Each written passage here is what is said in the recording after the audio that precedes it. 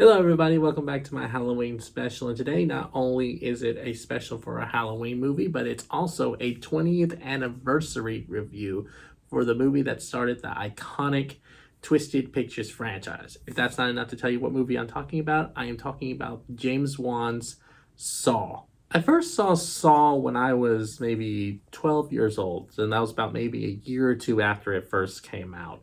And basically the way I could describe it is that it was a movie that dared you to keep looking. And I think that's because James Wan kind of designed the movie to be like, I guess you can say, like, it kept you guessing. It kept you guessing all the way up until the final scene at the very end. There are a lot of movies that build on anticipations and keep you guessing, but not like Saw. Because in a lot of movies, you guess and you figure it out and you expected that. But with Saw, with your first time watching it, you're guessing all the way to the end because you don't piece everything together until that final scene and how it all played out. If I could describe Saw when it came out, like the day of its release back in 2004, it would be clever. Now, we all know the story behind, Saw. It's about, of course, this character known as John Kramer, aka Jigsaw, who basically doesn't kill people, he tests them and tests their will to live. And the way they have to test the will to live is either do something horrible or they'll die. And of course, when you watch the movie, it's told in a non-linear narrative.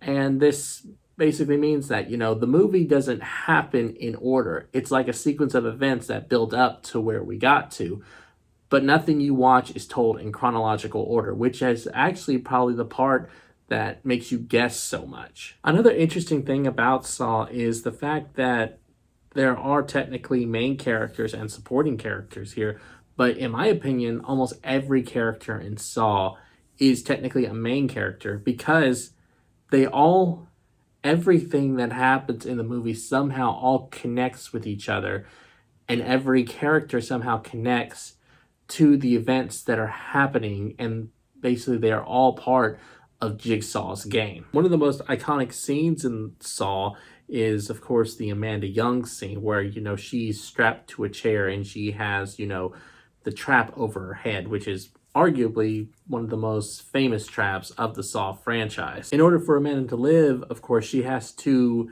basically get this key that is inside another person's body and take it off before, the timer in the back runs out.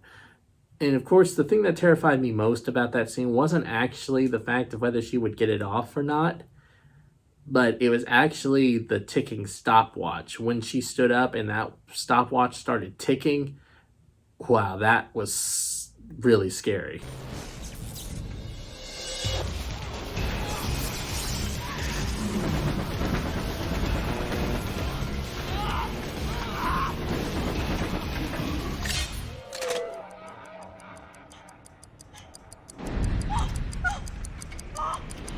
Man, that constant ticking in the back of her head when she stood up and that pin came out, I was like, oh my God, oh shit, she's running out of time now. One thing that really, makes Saw such a great movie isn't just the anticipation and the guess who factor that is played along in the whole plot, but also the impending doom.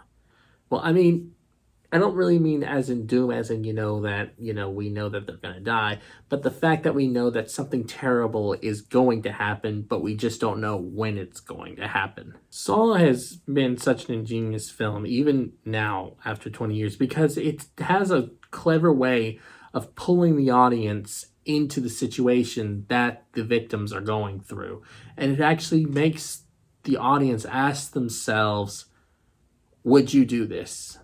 If this was happening to you, do you have the will to actually do this to yourself or to somebody in order to survive?